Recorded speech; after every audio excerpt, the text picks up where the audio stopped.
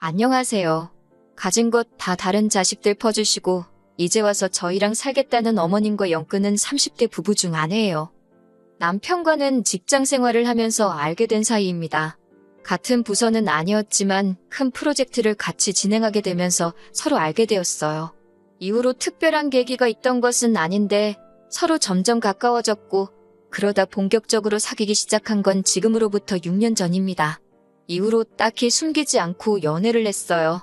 회사가 다행히 사내 연애를 장려하는 분위기라서 가능했던 일이었지요. 그러다 재작년 결혼을 했는데 그때는 이렇게 될 거라고는 상상도 못했네요. 저는 서울에서 차로 8, 9시간은 걸리는 지방에서 나고 자랐습니다. 친정 부모님은 농사를 지으시는데 땅은 2만 평 정도고 여러 작물을 다루십니다. 일할 사람이 없어서 외국인 노동자들을 쓰고 계시고요. 돈은 제법 되는 걸로 알아서 친정아버지도 농담처럼 회사 다니다 힘들면 때려치고 내려와서 농사나 지어라 하시는데 그럴 때마다 친정어머니는 아주 질색을 하시지요. 저는 저희 부모님 직업을 부끄럽게 생각해 본 적은 한 번도 없습니다. 하지만 서울에 있는 대학에 합격해 상경하게 된 이후로 서울 사람들이 농사에 대해서 저와는 조금 달리 생각하고 있다는 걸 알게 되었어요. 어쩌다 친정 부모님이 농사를 짓는다고 하면 다들 돈은 안 되고 힘든 일을 하신다고 생각하는 눈치더라고요. 처음엔 그런 반응이 속상해서 그런 편견을 바로 잡아주고 싶은 마음에 이렇게 저렇게 구구절절 설명을 하기도 했는데 그래도 별로 달라지는 것도 없고 저도 힘들더라고요. 그래서 요새는 그냥 농사 지으신다 이야기하고 이후로 상대가 어떻게 생각을 하건 말건 관심을 두지 않는 편입니다. 반면에 저희 남편의 경우 서울에서 2시간 정도 떨어진 곳에서 나고 자란 사람이에요. 아버님 어머님 두 분이 같이 식당을 하셨는데 한때는 TV에도 나오고 했을 만큼 인기가 있었던가 봐요. 그런데 그 식당을 다른 자식들하고 상의도 없이 몇 년 전 아주버님한테 넘겨주셨답니다. 저희 남편에게는 위로 4살 많은 형과 아래로 2살 어린 저와 동갑인 신우가 있거든요. 그런데 저희 남편과 달리 아주버님이 오랫동안 진로를 정하지 못하고 방황을 했던 모양이에요. 그렇다고 아버님 어머님이 그걸 보고만 계셨던 건 아니고 이거 배운다 하면 돈 대주고 저거 배운다 하면 돈 대주고 그러셨다는데 그럴듯한 결과를 한 번도 낸 적이 없었답니다. 감옥은 돈만 몇 천은 될 거라대요. 그리고 그 와중에 장가도 갔는데 벌어놓은 돈이 없으니 무슨 돈으로 장가를 갔겠어요? 그 또한 전부 저희 아버님 어머님 주머니에서 나온 돈이었지요. 그런데 문제는 장가까지 간 아주버님이 밥벌이를 못하니 형님이 같이 사내 못 사내 하고 난리를 쳤던가 봐요. 그러니까 그 형님 달래준답시고 아버님 어머님이 하시던 식당마저 기어이 아주버님한테 넘겨주신 거지요. 그리고 여기서부터 저랑 남편이 화가 나는 부분인데 잘 되는 식당을 물려받았으면 책임감을 가지고 이끌어 나갈 생각을 해야 하잖아요? 그런데 툭하면 이래서 문 닫고 저래서 문 닫고 재료 손질하기 까다롭다고 메뉴를 홀딱 없애고 그러니까 가게가 금방 내리막길을 걷더라고요. 그래도 어떻게 또 막판에 어머님 아버님이 마지막 당신들 노후자금 다 끌어다가 대주셔가지고 용케 문은 안 닫았는데 전 솔직히 시간 문제라고 봅니다. 신우도 사는 건 녹록지 않은 모양새였어요. 남편보다 어린 신우였지만 대학 졸업 후 동네 작은 회사에서 일 좀 하다가 바로 시집을 갔거든요. 결혼하자마자 애 갖고 그래서 회사 관두고 이후로 애를 연년생으로 둘이나 낳으면서 완전히 전업주부가 되었다대요. 그리고 신우 남편은 동네에서 작은 카페를 하는데 처음엔 괜찮았던 모양이에요. 하지만 신우 남편이 카페 열고 2년이나 지났나 그 즈음에 바로 옆 건물에 대형 프랜차이즈 카페가 들어왔답니다. 뭐 그래도 작은 카페 찾아주는 손님들이 있긴 해서 이래저래 버티고는 있는데 매번 죽는 소리가 장난 아니에요. 그리고 어머님 아버님이 도와주신답시고 대출까지 받으셨다 들었습니다. 말로는 신우가 갚는다고 했는데 누가 갚고 있는지 그 속을 누가 알겠어요. 이런 모든 사정을 결혼 전에 알았다면 제 결정이 좀 달라졌을까요? 그럴지도 모르지요. 하지만 결혼 전에는 그저 어머님 아버님이 식당을 하시고 TV에도 나왔다 해서 더 깊게 파고들 생각을 못했어요. 식당에 가보시면 알겠지만 내부 인테리어도 그렇고 제법 그럴듯하거든요. 그리고 아주버님이나 신우 다 가정 꾸리고 잘 산다 하는데 제가 솔직히 어떻게 해놓고 사는지 뭘 먹고 사는지까진 따질 수 없잖아요? 그저 가족들 다 자기 밥벌이는 하고 사는구나. 그럼 됐다 싶었네요. 남편하고 저 두 사람만 놓고 봤을 때는 솔직히 비슷비슷한 조건이기도 했고요. 결혼할 때 시댁으로부터 도움은 전혀 받지 않았습니다. 지금에서야 생각해보면 남편이 먼저 성인들이 결혼하는 건데 부모님 도움을 받는 건 아닌 것 같다. 반반이 어떻고 저떻고 하게 다 쉬운 건가 싶기도 해요. 어차피 아버님 어머님은 저희를 도와주실 형편이 못 되었으니까요. 하지만 그때는 남편이 하는 말이 그럴듯하다. 일리가 있다 싶었어요. 그리고 어쨌든 저희 부모님도 농사로 힘들게 돈을 벌고 계셨으니 저도 손 벌리고 싶지 않았고요. 친정 부모님은 그래도 아무것도 안 해가면 시부모님 눈밖에 나지 않겠냐며 예단 비용으로 2천만 원을 주셨는데 솔직히 그 돈은 제가 중간에서 가로챘어요. 가로챘다기보단 원래는 결혼 준비로 바빠서 신혼여행을 다녀온 뒤 친정 부모님하고 다 같이 모이는 자리를 만들어서 전해드릴 생각이었거든요. 어쨌든 저희 부모님이 큰돈 쓰시는 건데 체면 좀 살려드리고 싶었으니까요. 그런데 어머님이 그 복을 당신 발로 차시대요. 무슨 말이냐 하면 여기에도 얽힌 이야기가 있는데 저희가 반반 결혼을 하는 걸로 이야기가 된 이후 결혼 준비 자체는 큰 문제 없이 진행되고 있었습니다. 집은 남편과 제가 모아둔 돈을 합치고도 부족해 대출을 받아서 서울에 있는 아파트 전세로 일단 들어갔어요. 집뿐만 아니라 혼수도 그랬지요. 결혼식 비용은 들어온 축의금으로 각자 해결하기로 했고요. 그런데 결혼식 당일날 어머님이 급하게 쓰실 곳이 있다며 축의금을 달라고 하시대요. 결제는 해야 되는데 어머님이 옆에서 계속 축의금 타령을 하시니 정신도 없고 그래서 일단은 알겠다 하고 빌려드렸습니다. 사실 결혼식도 말이 나와서 말이지만 시댁 사정에 맞춰서 시댁이 있는 지역, 저에게는 아무런 연고도 없는 곳에서 하게 되었어요. 신부인 제가 불편한 건 차치하고라도 그러면 일단 저희 친정 부모님부터 시작해서 멀리서 오는 저희 쪽 하객분들이 탈 버스 대절 비용이라던가 그런 건 시댁에서 해주셔야 하잖아요. 그런데 안 해주셨어요. 이 핑계 저 핑계 대시면서 저도 나중엔 치사해서 말도 안 꺼냈지만요. 그런데 그런 와중에 축의금까지 그렇게 가져가시곤 언제 주실 거냐 물으니 그 돈은 당신이 그간 뿌린 돈을 수거한 거나 마찬가지라며 못 준답니다. 황당했지요. 솔직히 하객 대부분은 남편 하객이었으니까요.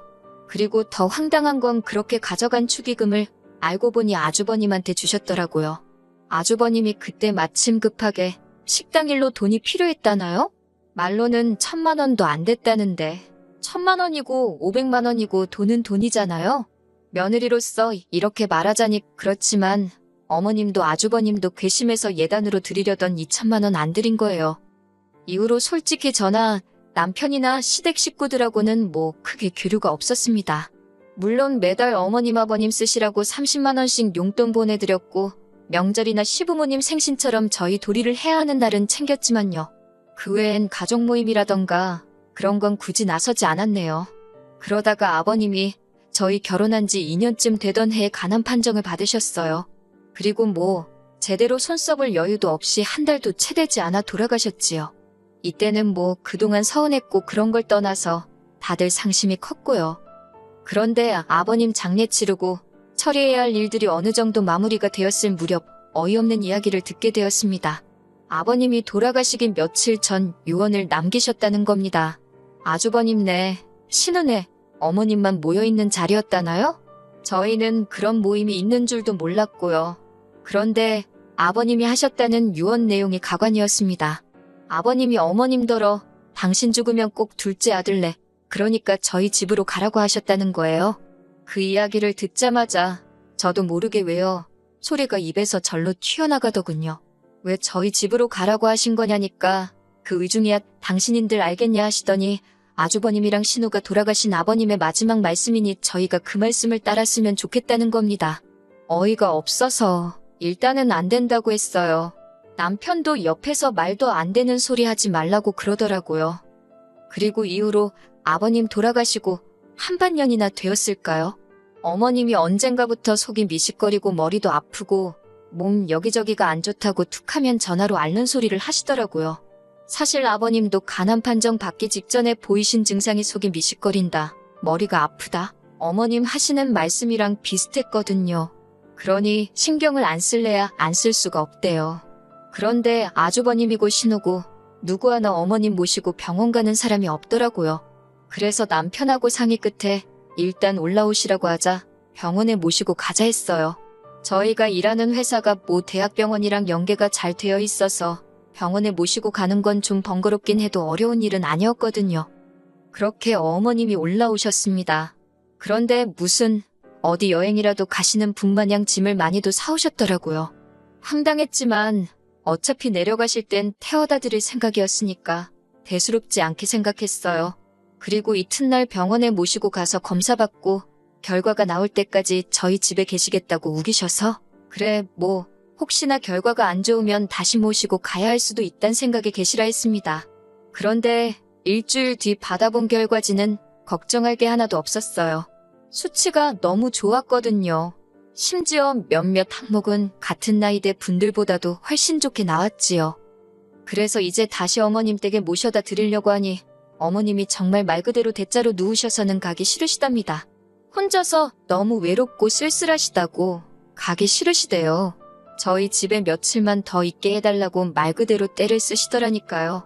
이러지도 저러지도 못하고 아버님 떠나시고 얼마나 외로우시면 저러시나 싶어서 매몰차게 할 수가 없더라고요. 그래서 일단 며칠 더 계시라 했어요. 이땐 남편도 무척 저에게 미안해했고요. 그런데 어머님이 계시니까 신경 써야 할 게 한두 개가 아니더군요. 먹는 것부터가 문제였지요. 저나 남편은 아침엔 입맛도 없고 해서 커피 한 잔만 마시고 점심은 회사에서 먹고 저녁도 보통 만나서 밖에서 먹고 들어오거나 그랬거든요. 그런데 어머님이 집에 계시니까 저희 원래 지내던 방식으로 지낼 수가 없어서 어쩔 수 없이 반찬을 하기 시작했어요. 사정을 들으신 친정어머니가도 좀 보내주셨고요. 맞벌이하는 와중에 반찬하는 것도 힘들고 친정어머니께도 죄송하고 반찬을 사다 먹는 것도 생각해봤는데 어머님께서 음식에 좀 예민하셔서 바깥 음식은 안 좋아하시거든요.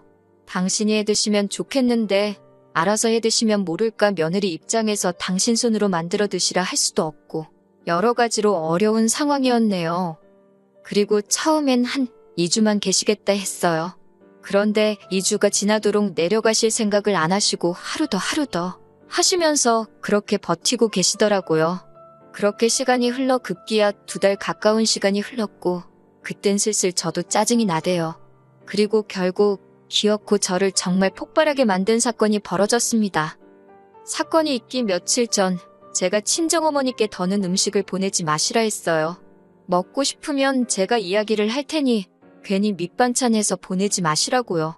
처음에야 어머님 드시는 게 신경 쓰여서 어쩔 수 없이 친정어머니 도움도 받았지만 한 달이 넘어갈 때부턴 어머님 때문에 친정어머니 고생시키는 게 말이 되나 싶었거든요. 그리고 그런 와중에 어머님이 언젠가부터 친정어머니가 보내주시는 반찬을 가지고 투정을 하시대요. 너희 어머니는 맨날 똑같은 거밖에 못하냐면서. 그런 소리 듣고 좋다 할 며느리가 세상 천지 어디 있겠어요? 그래서 친정어머니한테 더는 보내지 마시라 한 거예요. 그런데 제가 이야기하고 얼마 지나지 않아 친정어머니가 또다시 기어이 김치부터 시작해서 음식을 한가득해서 보내주셨더라고요. 그리고 선물 들어온 거라며 조기의 한우에 직접 농사 지으신 나물에 이것저것 잔뜩 챙겨서요. 택배가 금요일 낮에 도착했다고 연락이 왔고 냉장고에 넣어야 할 것도 있었으니 어머님더러 받아서 냉장고에 좀 넣어달라 했습니다. 지난번엔 홧김에 이제 보내지 마시라 했지만 또 막상 친정어머니가 보내주신 반찬이 냉장고에서 저를 기다리고 있을 걸 생각하니 빨리 퇴근해서 밥 먹고 싶단 생각밖에 안 들대요. 그렇게 들뜬 마음으로 집에 돌아왔습니다. 집에 도착하니 어머님은 TV를 보고 계셨고 집은 어느 때와 마찬가지로 엉망이었어요. 치사하게 들릴지 모르겠지만 저희 어머님은 저희 집에 계시는 동안 솔직히 말해서 청소기 한 번 돌려주신 적 없고 남편 양말 한 짝 개어주신 적 없습니다. 아무튼 배도 고프고 허기가 졌지만 청소부터 해놓고 먹자 싶어서 불이 나게 집 정리를 시작했어요. 어머님은 점심에 뭘 드신 건지 설거지도 평소보다 많이 쌓여 있었고 그래도 이래저래 정리가 끝나갈 때쯤 남편도 퇴근을 해서 집에 들어오대요. 그렇게 이제 저녁상을 차리려고 냉장고를 열었습니다. 그런데 친정어머니가 말씀하신 것과 달리 반찬들이 몇 개 없더라고요. 심지어 뚜껑을 여니 반밖에 안 찬 것도 있었고요. 그래서 어머님께 이게 전부냐 물으니 어머님이 아무렇지도 않은 표정으로 반찬이 너무 많아서 신우를 불러서 챙겨주셨다는 겁니다. 제가 황당해서 저한테 말도 안 하고 신우한테 준 거냐니까. 그럼 당신이 그런 것도 저한테 허락을 받아야 하냐대요. 어이가 없어서 저희 친정어머니가 보내주신 거잖아요. 라고 대꾸하니 니네 친정어머니가 너 혼자 먹으라고 보냈겠냐면서 저더러 욕심도 사납다 그러시는 거예요. 그러면서 저더러 성격을 좀 고쳐 그러는데 황당해서 말도 잘 안 나오대요. 그리고는 설마 싶어서 냉동실을 열어보니 친정어머니가 보내주셨다는 것들도 하나도 안 보였어요. 제가 조기랑 한우랑 나물 말린 건 다 어딨냐고 하니까 어차피 니들 집에서 밥도 잘 안 먹지 않냐면서 거기 신혼에는 애들도 있고 그래서 그것도 줬답니다. 얼마나 아무렇지 않은 표정으로 뻔뻔하게 말씀하시던지 황당해서 기가 차더라니까요. 저는 말 그대로 할 말을 잃었습니다. 어쩜 저렇게 뻔뻔하신가 싶고 어디부터 따져야 되나 화가 나서 머리가 안 돌아가는 느낌이었달까요. 그런데 그때 모든 상황을 지켜보고 있던 남편이 재산은 형한테 다 퍼주고 이제 퍼줄 게 없으니 우리 집 냉장고를 신우한테 퍼주냐면서 도대체 나한테는 뭘 해주려고 이러는 거냐고 빈정대기 시작했어요. 그러자 어머님께서 당신 사는 집 거기 보증금 빼서 저희 주신답니다. 저는 솔직히 그때까지 그 집은 그래도 어머님 아버님 명의로 돼 있는 줄 알았는데 반월세라는 사실을 알고 깜짝 놀랐어요. 남편이 그러자 그까짓 거 보증금 뭐 2천이나 되냐 3천이나 되냐 짜증을 내더니 그 돈 받고 독박스를 있냐면서 대뜸 어머님더러 집에 가게 짐 챙기라 그러대요. 그런데 어머님이 집 싫다 안 간다 하시니까 그러면 신혼에 데려다 준다고 빨리 옷 입으라고 윽박을 질렀어요. 저는 남편이 그 정도로 세게 나올 줄은 몰랐고 못 간다 버티시는 어머님을 보니 마음이 좋지가 않더군요. 그렇지만 남편을 말리거나 나서고 싶지는 않대요. 저도 저대로 어머님께 서운하고 맺힌 게 있었으니까요. 어머님이 이런 법이 어딨냐? 네 아버지 유언 못 들었냐? 어떻게 네가 나를 내쫓냐며 못 간다고 버티시는데 이게 다 무슨 꼴인가 싶고 한숨만 나오더군요. 그래도 결국엔 남편이 어머님을 끌고 나갔습니다. 그리고 베란다에서 내려다보니 남편이 기어이 어머님을 차에 태우더라고요. 그리고 곧이어 남편이 전화로 저한테 어머님 짐 가지고 내려오래요. 전 그때 남편이 시키는 대로만 움직였어요. 그렇게 어머님 짐을 챙겨서 1층으로 내려가니 남편은 운전대를 잡고 씩씩거리고 있고 어머님은 흐느끼고 계셨습니다. 당신이 뭘 그렇게 잘못한 거냐며 너네는 여유 있게 살지 않냐. 아주버님 내하고 신혼에는 그게 안 되니까 좀 도와준 건데 그걸 이해를 못하냐면서. 하지만 제가 보아하니 반찬을 준 게 문제가 아니라 그간 남편 가슴에 맺힌 게 있던 게 그렇게 터져나온 게 아닌가 싶어요. 그러니 더욱이 제가 끼어들 수도 끼어들고 싶지도 않았네요. 그리고 남편과 함께 차에 올라탔고 그 길로 신우네 집으로 향했습니다. 신우네 집 앞에 도착해 신우를 불러냈고 그대로 어머님을 내려드렸지요. 신우가 어머님을 보더니 놀라면서도 난처한 얼굴로 지금 이게 무슨 일이냐고 저희에게 묻길래 어머님한테 직접 여쭤보라 했네요. 그러니까 신우가 대뜸 지금 반찬 몇 개 가져가서 이러는 거냐며 신경질을 내는 게 아니겠어요? 그러자 남편이 반찬 몇 개, 어머니야 그렇다 쳐도 너는 그러면 하다못해 잘 먹겠다 연락이라도 하는 게 예의 아니냐면서 사가지가 없다고 욕 비슷하게 뭐라 했지요. 그러자 곧이어 신우 남편도 튀어나왔는데 뭘 처먹다 나왔는지 입가가 번질번질 재수 없더라고요. 더는 상종할 필요도 없다 싶어서 그대로 남편하고 집에 돌아왔습니다. 그리고는 뭐 아주버님한테 전화 오고 신우한테 전화 오고 하는데 남편이 먼저 나서서 우리는 못 모신다고 딱 못을 박더군요. 전화 내용이야 제가 다 듣지 못했어도 이후로 지금까지 연락이 없는 걸로 봐서는 얼추 정리가 된 것 같습니다. 솔직히 저도 그렇고 남편도 그렇고 마음이 후련하고 그런 건 아니에요. 그런데 뭐 남편이 먼저 다 필요 없다. 사람 대접해주는 처가에 더 잘하고 살겠다 하니 저로서는 거절할 이유도 싫다 할 필요도 없잖아요. 제가 알기로 어머님은 결국 집으로 돌아가셨어요. 그러게 자식 셋 고루고루 챙겨주셨으면 얼마나 좋았을까요? 아니면 아예 다들 각자 도생하게 내버려 두시던가.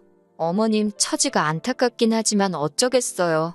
시간이 해결해주면 다행이고 아무튼 이렇게 말해도 될지 모르겠지만 사람이건 뭐건 뿌린 대로 거둔다는 말이 딱인 것 같습니다.